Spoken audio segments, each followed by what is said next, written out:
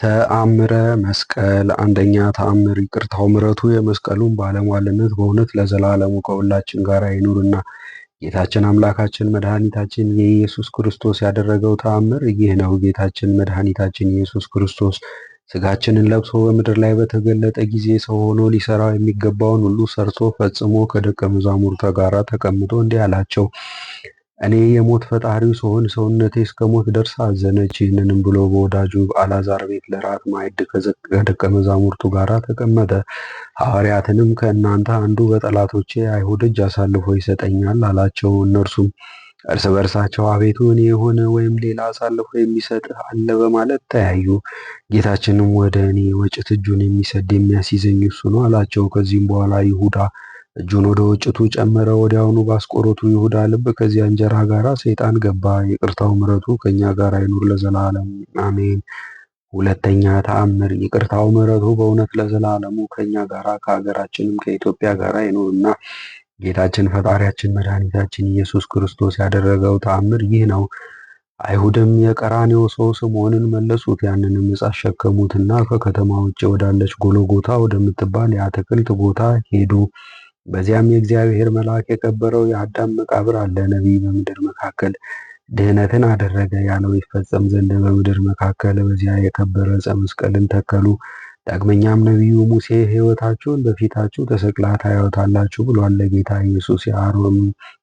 ኢየሱስም የአሮንን ልብስ ያለበሱት ምክንያት እርሱ መንግስትን፣ ክህነትን፣ ትንቢትን ከእነርሱ ወስዶ ለሌሎች እንደሚሰጥ ያስረዳል። ጲላጦስም የእንጨት ሰሌዳ አምጥቶ የጌታ ኢየሱስን ዜና የናዝሬቱ ኢየሱስ የአይሁድ ንጉሳቸው ይህ ነው የሚል በሰሌዳው ላይ ቀረጸ። አይሁድም የአይሁድ ንጉሥ ብለህ አትጻፍ አሉት። እርሱም የጻፍኩትን ጻፍኩ አላቸው። ይቅርታው ምሕረቱ ከሁላችን ከሕዝበ ክርስቲያን ጋር ይኑር ለዘላለሙ አሜን። ሶስተኛ ተአምር ይቅርታው ምሕረቱ በእውነት ለዘላለሙ ከገዳማችን ከደብረ ሊባኖስ ጋር ይኑርና ጌታችን አምላካችን መድኃኒታችን ኢየሱስ ክርስቶስ ያደረገው ተአምር ይህ ነው። ከዚህም ከጌታ ኢየሱስ ጋር ሁለት ወንበዴዎች አንዱን በቀኙ አንዱን በግራው ሰቀሉ። የአንደኛው ስሙ ጥጦስ የሁለተኛውም ስሙ ዳክርስ ነው። ጌታችንንም በሰቀሉት ጊዜ ልብሶቹን ለራሳቸው ተካፈሉ። በመጎናጸፊያም ላይ ዕጣ ተጣጣሉ ያለ መጽሐፍ ቃል ይፈጸም ዘንድ ልብሶቹን ገፈፉትና ተካፈሉት። በግራ የተሰቀለውም አንተ የእግዚአብሔር ልጅ ከሆንክ እስኪ ከመስቀልህ ወርደህ ራስህን አድን እኛንም አድነን አለ። የቀኝ ወንበዴም ዝም በል ለእኛስ የሚገባን ነው እንደ ስራችንም ተከፍሎናልና፣ እርሱ ግን ፈጽሞ በደል የሌለበት ነው ብሎ ገሰጸው። ይህንንም በተናገረ ጊዜ ዓይኖቹ ተከፍተውለት በሰማያዊ በጌትነቱ ዙፋን ላይ ተቀምጦ መላእክትም በዙሪያው ቆመው ሲያመሰግኑት ጌታችንን አየው። አንደበቱንም ከፍቶ አቤቱ በኋላ በመለኮት ግርማ በጌትነት በመጣ ጊዜ አስበኝ አለ። ጌታችንም እነሆ ከእንግዲህ ክብሬን ጌትነቴን ማየት የተገባ ሆንክ፣ ከእኔም ጋር ትኖራለህ። እነሆ የገነትንም ደጃፎች ትከፍት ዘንድ ስልጣን ሰጠሁ። በግብፅ ምድር በመንገድ ስንጓዝ የነገርኩ ነገሬ ዛሬ ተፈጽሟልና አለው። ጌታችንም ጭፍሮችን ተጠማሁ አላቸው። የነቢይ ቃል ሊደርስ ይፈጸም ዘንድ እንዲህ የሚል በመግቢያ ውስጥ ሐሞትን ጨመሩ። ለጥማቴም መጻጻውን አጠጡኝ እንዳለ ከዝሆን ሐሞት ጋር የተቀላቀለ መጻጻውን በጁህ ነክረው ከአፉ አገናኙ። ቀምሶ መጠጣት እምቢ አለ። ከዚህም በኋላ ጌታ ድምፁን አሰምቶ ኤሎሄ ኤሎሄ ኤልማስ ላማ ሰበቅታኒ አለ። ትርጓሜውም ፈጣሬ ፈጣሬ በምሕረት ዓይን እየኝ ለምን ተውከኝ ማለት ነው። ይቅርታው ምሕረቱ ከሀገራችን ከኢትዮጵያ ጋር ይኑር ለዘላለሙ አሜን። አራተኛ ተአምር ይቅርታው ምሕረቱ ለዘላለሙ ከገዳማችን ከደብረ ሊባኖስ ጋር ይኑርና ጌታችን አምላካችን መድኃኒታችን ኢየሱስ ክርስቶስ ያደረገው ተአምር ይህ ነው። አንድ ሰው አይሁድን ሞትን እንደሚፈራ ታያላችሁን አላቸው። እርስ በርሳቸው ምን ይሻላል? ሰንበትን የሚሽር ነው እንግደለው ወይም እንተወው ተባባሉ። ጌታችንም ወደ አባቱ ሲጸልይ ለአይሁድ ከስቅላቱ ያድነው ዘንድ ኤልያስን የሚጣራ መሰላቸው። ኤልያስ መጥቶ ያድነው እንደው ተዉትን አሉ። ጌታችን ኢየሱስ ክርስቶስንም በዓርብ ዕለት ከቀኑ በ6 ሰዓት በሰቀሉት ጊዜ ፀሐይ ጨለመ፣ ጨረቃም ደም ሆነ፣ ቀኑም ሌሊትን ሆነ። የምኩራቡም መጋረጃ ከላይ እስከታች ተቀደደ፣ አለቱም ተሰነጠቀ። ታላቅ ንውጽውጽታም ሆኖ መቃብሮች ተከፍተው ከ500 የሚበዙ ሙታን ተነሱ። በ9 ሰዓትም ጌታ ኢየሱስ ድምፁን አሰምቶ አባቴ ነፍሴን በእጅ ውስጥ አስጠብቃለሁ አለ። ወዲያውኑ ነፍሱ ከስጋው ተለየች። ወደ ሲኦልም ወርዶ ከአዳም እስከዚያች ዕለት ነፍሳቸው በግዞት ወደ ነበረች ወደ ቀደሙ ሰዎች ሄዶ ነጻነትን ሰበከላቸው። መርገመ ሥጋን መርገመ ነፍስን አጥፍቶ ነፍሳትን ሁሉ ከሲኦል አወጣቸው። ይቅርታው ምሕረቱ ከክቡር አባታችን ከተክለ ሃይማኖት ልጆች ጋር ይኑር ለዘላለሙ አሜን። አምስተኛ ተአምር ይቅርታው ምሕረቱ ከሁላችን ከሕዝበ ክርስቲያን ጋራ ለዘላለሙ ይኑርና ጌታችን አምላካችን መድኃኒታችን ኢየሱስ ክርስቶስ ያደረገው ተአምር ይህ ነው። ምሽትም በሆነ ጊዜ ስሙ ለንጊኖስ የሚባል አንድ ሰው ከበረሃ መጣ። የክብር ባለቤት ጌታችንን የቀኝ ጎኑን ወጋው። በዚያን ጊዜ ውሃና ደም ወጥቶ ፈሰሰ። ጲላጦስም እንዲህ አለ፣ የእውነት አምላክ ካልሆነ ፀሐይ ባልጨለመ ነበር፣ ጨረቃም ደም ባልሆነ ነበር፣ መቃብሮችም ተከፍተው ሙታን ባልተነሱ ነበር፣ ከአንድ የጎን ውግ ደምና ውሃ ወጥቶ ባልፈሰሰም ነበር አለ። ለእኛም ለዓለሙ ሁሉ በሥጋ በነፍስ የሚያድነን ሆነ። ጭፍሮችም ከአይሁድ ዘንድ ወደ ቀራንዮ ሄዱ። የሁለቱንም ወንበዴዎች ቶሎ እንዲሞቱ ጭኖቻቸውን ሰበሩ። ከዚህም በኋላ ወደ ጌታ ኢየሱስ ሄዱ። ፈጽሞ ሞቶ አገኙት። አጥንቱን አትስበሩ የሚል የመጽሐፍ ቃል ይደርስ ይፈጸም ዘንድ ጭኑን አልሰበሩም።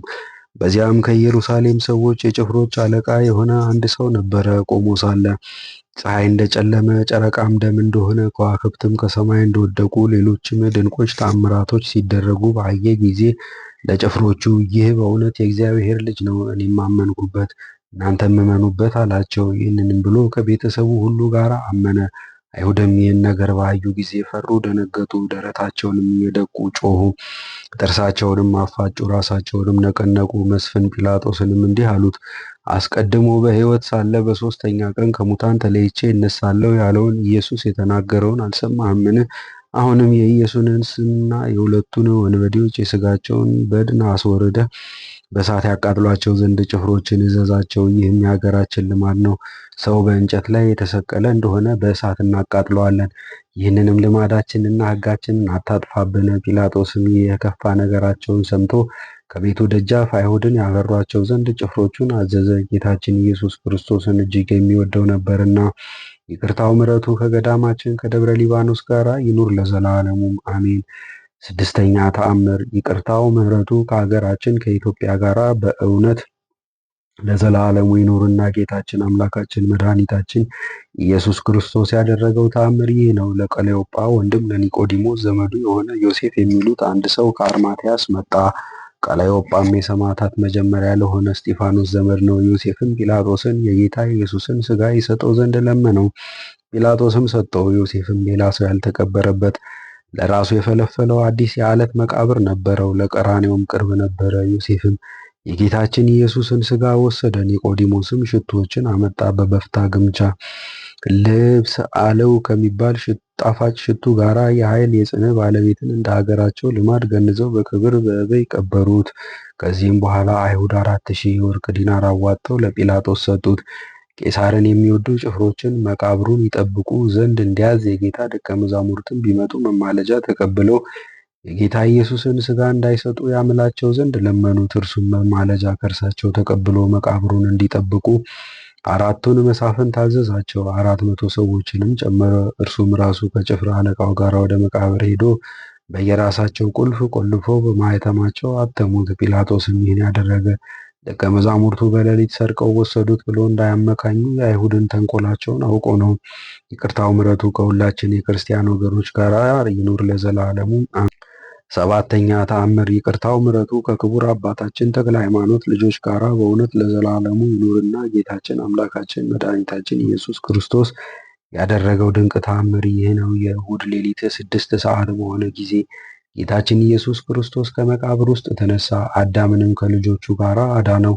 ፈጽሞ ጠፍቶ የነበረ መልኩንም አደሰለት። የልጅነትን ክብር ሰጠው። ጌታችንም በተነሳ ጊዜ ምድር ደነገጠች። ታላቅ ንውጽውጽታም ሆነ። ሙታንም ተነስተው ወደ ቅድስት ሀገር ኢየሩሳሌም ገቡ። ጌታችንም እንደተነሳና ሙታንንም ሁሉ እንዳስነሳ በታላቅ ድምፅ ሰበኩ። የተነሱትም ሙታን ወደ ዘመዶቻቸው የሚሄዱ ሆኑ። ዘመዶቻቸውንም ዓርብ ዕለት የሰራችሁት ምንድን ነው ይሏቸው ነበር። እነዚያም አንድ ሰንበትን የሚሽርና መሳሐቲ ሰው ከመስቀላችን በቀር ምንም አልሰራንም ብለው ይመልሱላቸዋል። ሊያም የተነሱት ክብር ይግባውና አምላክ ነው እንጂ መሳሐቲ አይደለም፣ አዳምን ከልጆቹ ጋር አድኖታልና። ሲኦልንም በዝብዟታልና እኛንም ከመቃብራችን ውስጥ አውጥቶናልና በእርሱ የሞትን ስልጣን አጥፍቷልና አሏቸው። እንዲሁም እያንዳንዱ ሰው አባቶች ወደ ልጆቻቸው፣ ልጆችም ወደ አባቶቻቸው፣ ወንድም ወደ ወንድሙ፣ እህትም ወደ እህቷ፣ አማትም ወደ ምራቷ ይሄዱ ነበር። ሰው ሁሉ ወደ ቤተሰቡና ወደ ወገኑ በመሄድ በሲኦል ያየውን የጌታችንን እውነተኛ ነገርን ይነግራቸዋል። ይህ ምስክርነት በአይሁድ ላይ በዛ። እነርሱም የእኛ ወገን አይደላችሁም፣ አናውቋችሁም አሏቸው።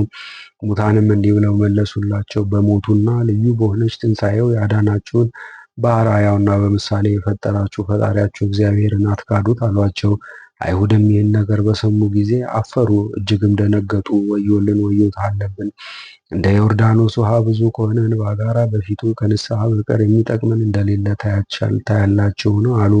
ይቅርታው ምሕረቱ የጌታችን የአምላካችን የመድኃኒታችን ኢየሱስ ክርስቶስ የክቡር መስቀሉን በረከት ከሁላችንም የክቡር አባታችን ተክለ ሃይማኖት ልጆች ከምንሆን ከሆን ጋራ ይኑር። ገዳማችን ደብረ ሊባኖስን ይጠብቃት ለዘላለሙ አሜን። ለእግዚአብሔር ምስጋና ይሁን አሜን።